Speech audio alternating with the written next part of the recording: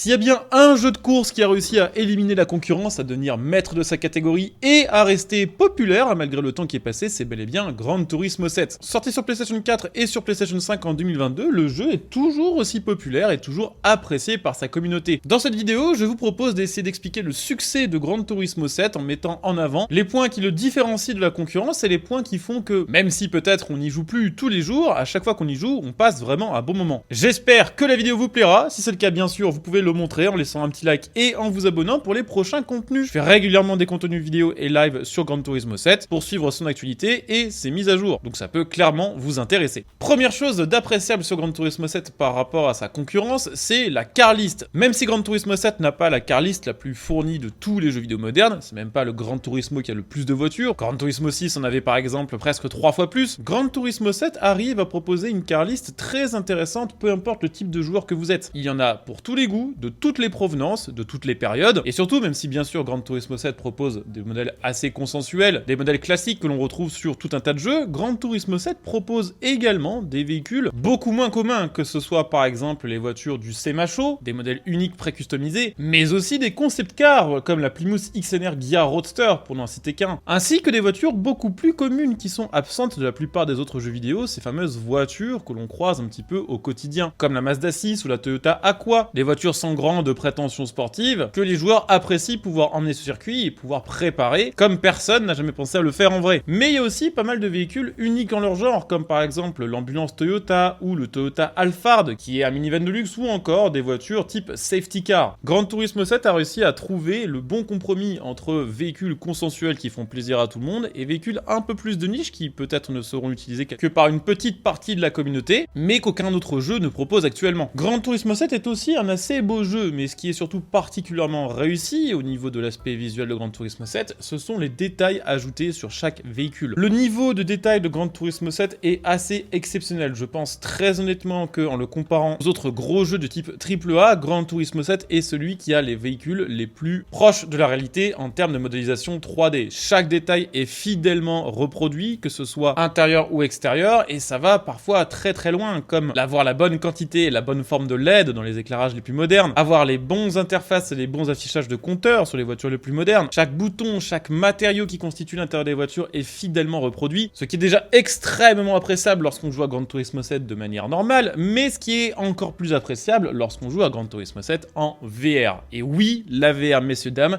c'est probablement l'un des points sur lesquels Gran Turismo 7 est le plus impressionnant et sur lequel il n'a en réalité presque même pas de concurrence. Il n'y a aucun autre gros jeu AAA, à ma connaissance, dans le type jeu de course qui supporte aussi bien la VR de manière native. Alors on est d'accord que le problème pour jouer en VR sur Gran Turismo 7, c'est qu'il faut le PSVR 2 et que le PSVR 2 coûte littéralement le prix de la PlayStation 5. Mais le rendu est exceptionnel. De base, personnellement, je ne suis pas spécialement attiré par la VR parce que le problème des jeux VR en général, c'est que lorsqu'on active la VR, le jeu perd beaucoup en qualité graphique. Ce qui n'est pas le cas sur Gran Turismo 7. Le jeu reste le même, le jeu reste stable en termes de performance, on n'a pas de baisse de framerate et putain de merde, l'ambiance en VR est extraordinaire. La VR sur Gran Turismo 7, ça a été vraiment une des grosses claques que j'ai pris côté jeux vidéo cette année et l'année dernière. Le simple fait de pouvoir ausculter sa voiture dans les moindres détails, de pouvoir s'approcher au plus près de chaque élément extérieur ou intérieur, d'où l'importance d'avoir de très bons détails, parce qu'en VR, il n'y a rien qui vous empêche de vous approcher à 2 cm de votre levier de vitesse. Ça change tout, l'immersion est vraiment folle, et il y a des voitures dans lesquelles c'est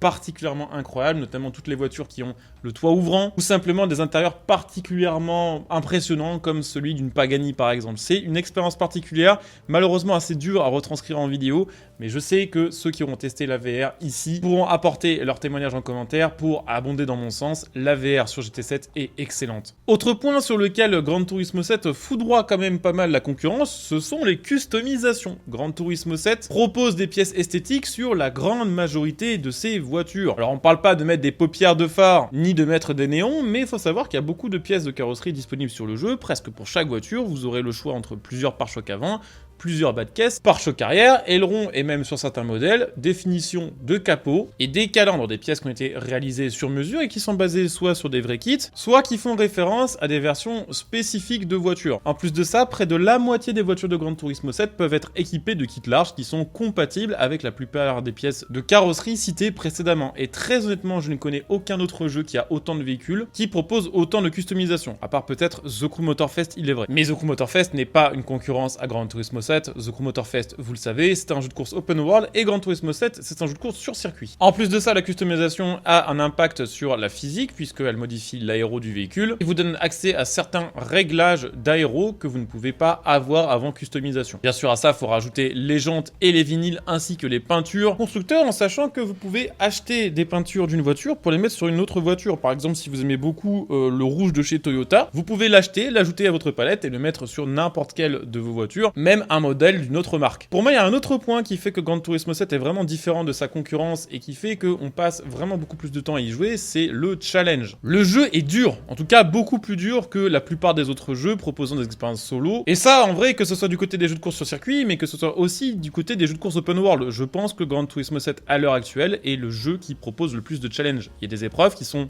vraiment dures et que vous allez devoir recommencer un bon paquet de fois pour maîtriser à 100%. Que ce soit les missions, les permis et super permis, ainsi que les expériences de circuit et des épreuves qui pourront potentiellement vous faire tilter et vous faire péter les plombs, mais c'est cette frustration de ne pas tout réussir du premier coup qui vous apportera une aussi grande joie une fois que vous aurez réussi une médaille d'or au bout de 800 essais. Le jeu vous pousse à jouer pour vous améliorer et vous pousse à jouer pour obtenir certaines récompenses uniques, et c'est également le cas pour les épreuves solo contre des IA, puisque effectivement les missions, les permis, super permis ainsi que les expériences de circuit vous battez contre le chrono, mais il y a aussi beaucoup d'épreuves d'endurance sur le jeu qui sont très dures et qui ne laissent vraiment que très peu de marge d'erreur. En plus de vous apporter une grande satisfaction une fois ces épreuves complétées, elles vous rendront riche sur le jeu et elles vous permettront de vous améliorer et de mieux comprendre le fonctionnement de votre voiture. Pour moi, il y a également un autre point sur lequel Gran Turismo 7 a réussi à mettre à l'amende absolument tous les autres jeux de course, c'est l'intelligence artificielle. Alors on est d'accord, l'intelligence artificielle du jeu de base, Gran Turismo 7, elle est vraiment pas ouf. Mais ils ont une deuxième intelligence artificielle qui s'appelle Sophie, qui est en cours de développement, et petit à petit, au fur et à mesure des saisons et des mises à jour qui sont passées sur Gran Turismo 7, cette intelligence artificielle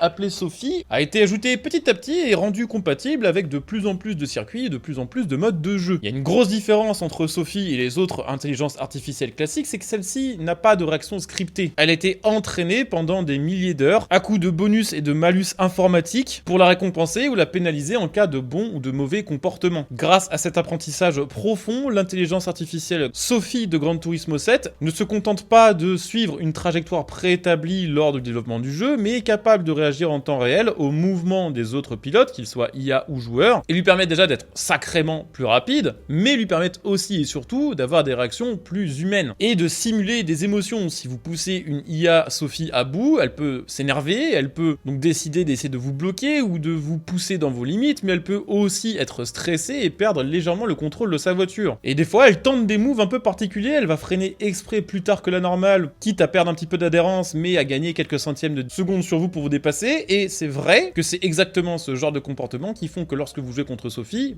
vous avez parfois l'impression de jouer en multijoueur contre des vrais joueurs. Il y a quelque chose aussi assez cool sur Gran Turismo 7 qui est assez dur à décrire et à illustrer, c'est la vibe du jeu. La sensation que tout a été fait par des gens qui aiment le monde de l'automobile, et qui, parce qu'ils aiment les voitures, arrivent pour chaque modèle de voiture et pour chaque expérience sur le jeu, à faire ressortir l'essence même du véhicule en question et à faire ressortir ses côtés les plus intéressants. Certains diront que le jeu est parfois un petit peu fade et manque un petit peu de couleur, mais c'est parce que le jeu est aussi naturel et aussi précis qu'on a la sensation d'avoir affaire à un jeu réalisé par des passionnés et pas uniquement par des businessmen. Et en vrai, ça change tout, et c'est une ambiance qu'on retrouve sur absolument tous les Gran Turismo, une ambiance de quasi-perfection, un peu froide, mais unique en son genre. Pour moi, tous ces ingrédients ont fait que 2 ans plus tard, Gran Turismo 7 est toujours aussi suivi, et que lorsqu'il y a une mise à jour sur le jeu, on observe toujours autant de joueurs qui sont hypés par les news. On est tous d'accord qu'on souhaiterait voir plus de mises à jour, qu'on souhaiterait voir plus de circuits ajoutés, plus de missions et plus de menus, ainsi que plus de voitures, mais même si le rythme des mises à jour s'est un petit peu désintensifié, on est maintenant sur une mise à jour tous les mois et demi, tous les 2 mois, au lieu de toutes les 3 semaines ou un mois, 90% des mises à jour ajoutent des contenus qui vont intéresser les joueurs. Avant de terminer avec cette vidéo Gran Turismo 7, je voulais aussi parler d'un petit point qui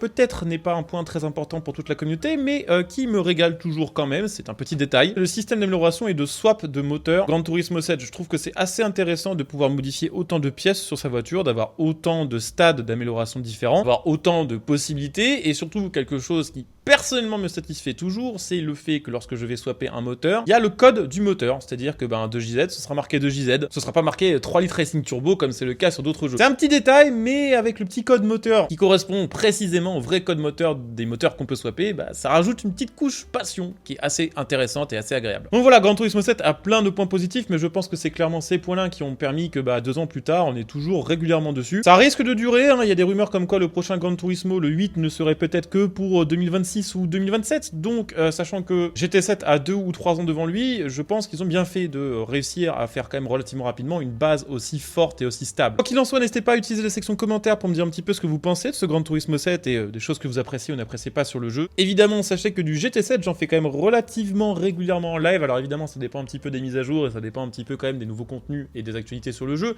mais j'en fais souvent sur ma chaîne Twitch, donc si vous avez envie d'assister à ces lives, n'hésitez pas à venir me follow, et puis n'hésitez pas aussi, pourquoi pas, à utiliser votre petit Twitch Prime, ce qui vous permettra de me soutenir gratuitement. Sachez que vous pouvez aussi utiliser mon lien Instant Gaming que vous trouverez sous cette vidéo, qui vous permet d'acheter vos jeux à prix réduit, y compris Gran Turismo 7, en faisant la petite manie qui consiste à acheter des cartes PSN sur Instant Gaming, qui coûtent moins cher que leur vraie valeur, et ensuite les utilisant sur le store pour acheter Gran Turismo 7. Voilà, il y a plein de réductions intéressantes sur Instant Gaming, donc n'hésitez pas à acheter un petit coup d'œil, ça soutient ma chaîne par la même occasion. Merci à vous d'avoir suivi cette vidéo, on se retrouve très bientôt pour une nouvelle, en attendant portez-vous bien, ciao.